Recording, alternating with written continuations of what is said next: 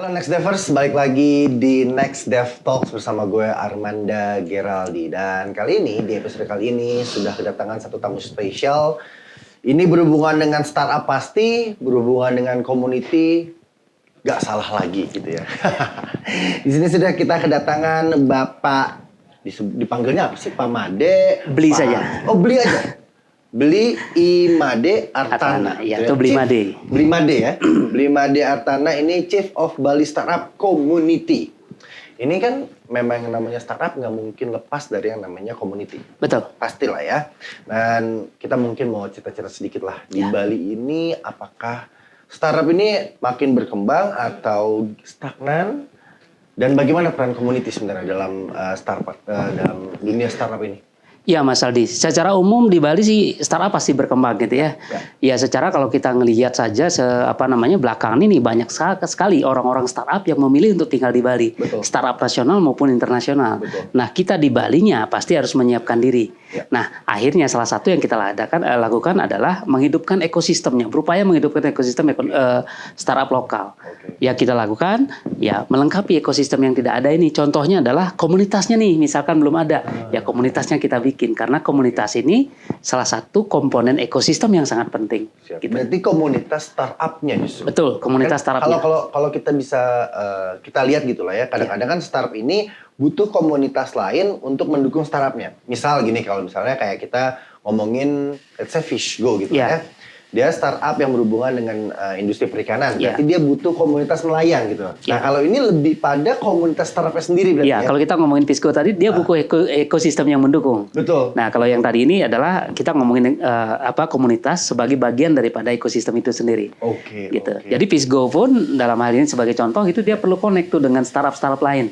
Jadi bisa belajar satu sama lain, bisa saling menyemangati, bisa share resource dan lain sebagainya gitu. Nah, kalau Bali Startup Community ini sebenarnya apa sih yang menjadi poin utamanya? Apakah bikin gathering atau memang ada satu campaign khusus yang dilakukan untuk mengembangkan startup Bali ini sendiri? Ya, sebelum kita bisa kerjasama lebih jauh, yang target utama kami itu mendatabase saja. Oke. Mendatabase, kemudian saling kenal. Siap. Kalau sudah saling kenal, bisa ngobrol lebih jauh, bisa connect dan lain sebagainya gitu. Sampai akhirnya apa? Ya kolaborasi gitu. Nah, sejak kita terbentuk, akhirnya ya beberapa kolaborasi tercipta di antara teman-teman. Ada kok startupnya yang sedang kelebihan hacker misalnya. Oh iya benar. Nah, sementara ada yang kekurangan hacker. Bisa pinjem-pinjem. Bisa pinjem-pinjeman. Gitu. Nah ini tujuannya adalah menciptakan startup yang sustain pastinya kan. Dan Next Dev sendiri ini kali ini punya satu tema yang namanya sustain beyond expectation gitu.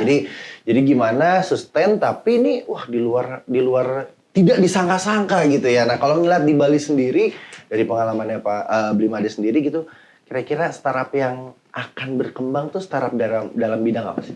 Ya, kalau saya mencoba memetakan ya kekuatan Bali gitu ya. Kekuatan Bali itu apa sih gitu. Kalau teknologi kan enablernya. Betul. Kekuatan orang Bali itu adalah yang paling bisa kita rasakan adalah di seni dan budaya. Betul.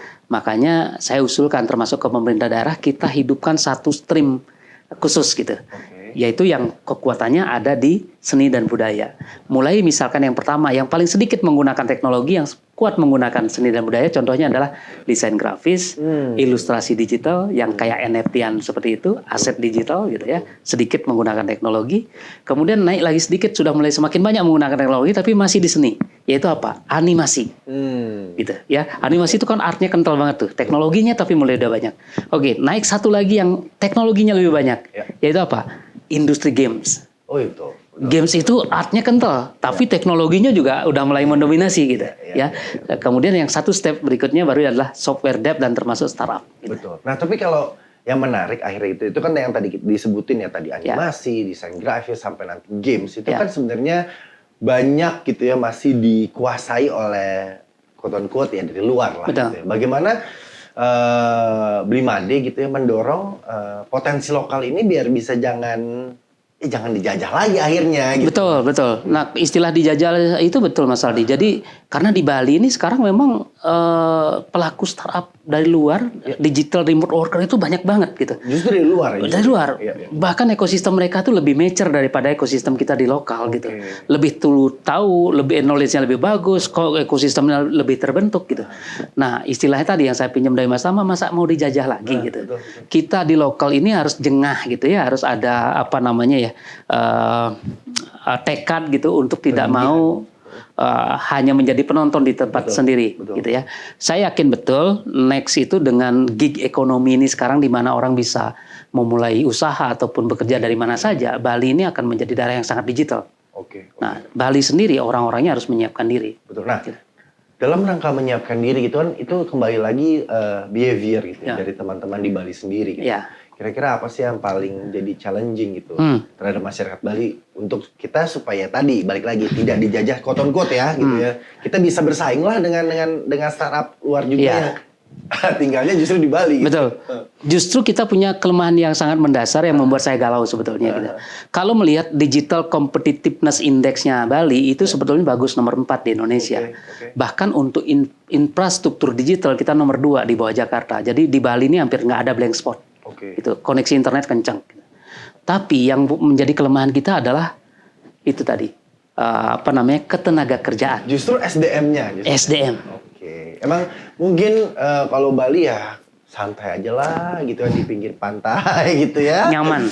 Melukis gitu ya, ngukir patung gitu misalnya. Nah ini gimana nih? Ada nggak dari Blimade sendiri untuk paling nggak memercikan lah gitu supaya ini jadi yuk gitu. Iya, nah kita melalui Primakara gitu ya, kampus yang kita bangun yang sudah 9 tahun. Justru dari awal itu memang itu konsepnya adalah technopreneurship campus gitu ya. Ayo belajar untuk menjadi entrepreneur yang berbasis teknologi digital gitu. Nah, di situ tentu pasti ada harus memotivasi bukan hanya ke mahasiswa kita gitu. Bahkan kita sekarang ngomongin Primakara, kita nggak betul-betul pure ngomongin Primakara. Kita ngomongin Bali gitu. Kita mau ngambil tanggung jawab yang lebih besar daripada yang kita gitu. Saya keliling untuk memotivasi, terus kemudian juga menyebar knowledge yang saya bisa gitu. Nah ini puji syukur gitu ya, Bali sudah mulai bergerak lagi ekonominya ya. Kemarin ada info gitu ya, dikit-dikit sehari udah 10.000 katanya. Betul. Nah, ini kan berarti kan harusnya ada peran dari itu pemerintah pusat ataupun daerah yang harusnya ngebantu nih, karena ya sekarang udah lagi bergerak lagi nih, fokusnya tidak lagi pada kayak mitigasi COVID tapi bisa lebih pada untuk startup lokal akan dibantu. Nah ini kira-kira udah sejauh mana sih teman-teman dari Pemprov gitu? Iya, ini bukan hanya menjadi concern dari pemerintah Provinsi Bali ya, sudah nasional karena Bali itu sedemikian terpuruknya. Betul. Nah, Pak Presiden juga sudah menandatangani itu peta transformasi ekonomi Bali. Jadi peta transformasi. Jadi ekonomi Bali harus ditransformasi, gitu. Salah satu yang dimunculkan nanti adalah ekonomi kreatif dan digital sebagai salah satu pilar daripada perekonomian Bali ke depan. Nah, ini harus ditangkepin nih. Saya merasa justru ini momentumnya bagi kita untuk ngidupin segala sesuatu yang berbau digital tadi. Jadi yang namanya bukan shifting ya. Jadi kalau saya pernah tadi kita diskusi ada namanya agile gitu ya. Teman-teman di Bali juga mungkin harus lebih bisa beradaptasi gitu kan ya. Betul. Pariwisata ini memang jadi core gitu. Cuman kalau kita sudah mengalami COVID loh gitu. Maksudnya mengalami satu pandemi yang akhirnya itu semua layu gitu. Dan kalau nggak ada bisa agile, nggak bisa lincah ya akhirnya nggak punya alternatif gitu ya. Betul. Apakah itu yang dirasakan juga selama ini? Gitu? Iya. Saya selalu harus hati-hati karena takut dikirain anti pariwisata. Tapi kita harus sebagai orang Bali saya harus bersyukur ada pariwisata ini. Tapi kita bodoh kalau ternyata kita hanya bergantung pada satu hal gitu. Yang harus kita lakukan tadi itu mendiversifikasi diri kita kan. Jangan semua dong ngomongin pariwisata. Sebagian anak-anak yang kuat logik dan lain sebagainya, kenapa nggak ngomongin IT? Lagian IT dan pariwisata itu bisa jadi satu hal yang bisa digabungkan banget gitu. Betul. Kedepan jangan-jangan orang datang ke Bali untuk belajar games. Kedepan orang ke Bali untuk melihat studio animasi. Betul. Nah ini tapi kalau misalnya kita ngomongin salah satu agile dan juga mungkin kolaborasi gitu ya. Ya tadi udah ada Primakara, udah ada Blimade sendiri gitu ya. Kira-kira kolaborasi apa sih yang diperlukan oleh masyarakat Bali nih? Apakah berkolaborasi dengan luar mungkin? Kenapa enggak sebenarnya kan? Iya. Ada nggak kolaborasi yang harusnya ada nih di Bali ini? Iya, kolaborasi penting Mas. Tapi sekarang yang paling penting yang kita lakukan di Bali adalah membuat anak-anak kita ini jangan mager gitu.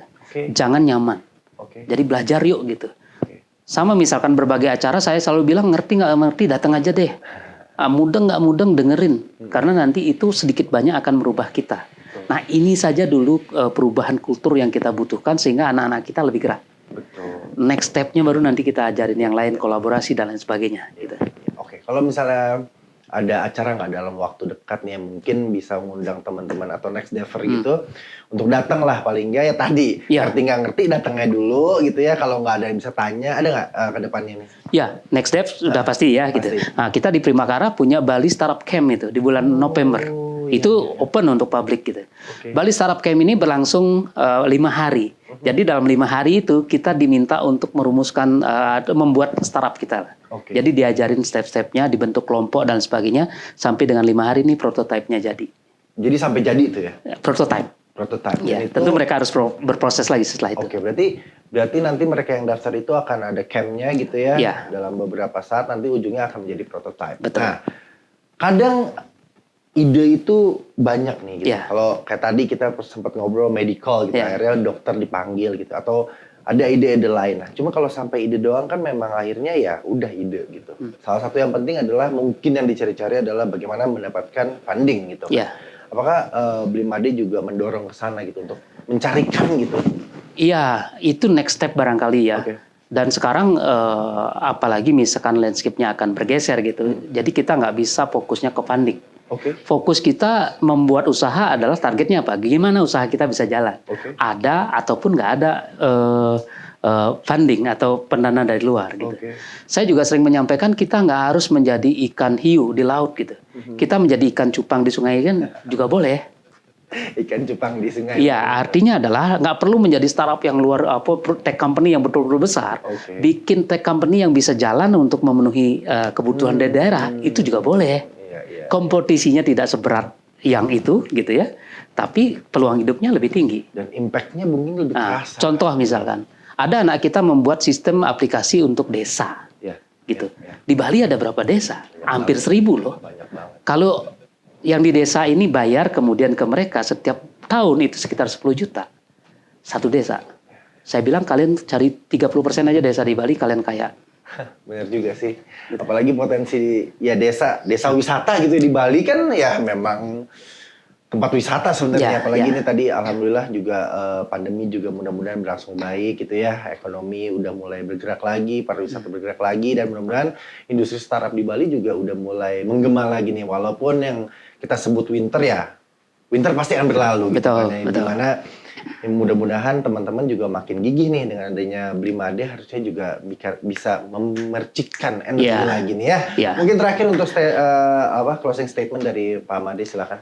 Iya, kalau kita berbicara winter sekarang ini sama kayak kejatuhan.com dulu lah barangkali ya. Jadi orang-orang yang bergerak di sesi pertama.com itu mengalami kesulitan, tapi jangan lupa abis itu akan muncul pemain-pemain baru yang dengan mindset yang lebih tepat. Mantap. Gitu. Jangan menyerah. Gitu. Jangan menyerah. Situasinya akan sulit. Terus akan bingung. Maka saya bilang, kalau menjadi entrepreneur takut kesulitan, nggak usah. Kalau menjadi pendiri startup mau takut juga dengan sulit, nggak usah. Masih ada banyak jalan cara yang lain. Bikin usaha sulit, bikin startup pasti lebih sulit. Lebih sulit lagi. Tapi rewardnya luar biasa kalau berhasil. Dan impactnya yang paling penting buat bangsa dan negara gitu ya. Dan jangan lupa legacy. Nah, itu kita mati meninggalkan apa? Gitu. Mantap sekali kalau gitu Next Devers. Terima kasih sekali sudah nonton gitu ya bersama Armando Giraldi. Kita ketemu lagi di episode selanjutnya. Terima kasih. Terima kasih Mas Aldi. Dan jangan lupa untuk terus follow gitu ya channel-channel officialnya Next Dev di sini. Buruan di follow, boleh dilihat dulu, ting ting ting ya. Ya udah kalau gitu saya pamit, sampai ketemu lagi di Next Dev Talk selanjutnya. Saya Armando Giraldi. Bye bye. Next Dev, sustain beyond expectation.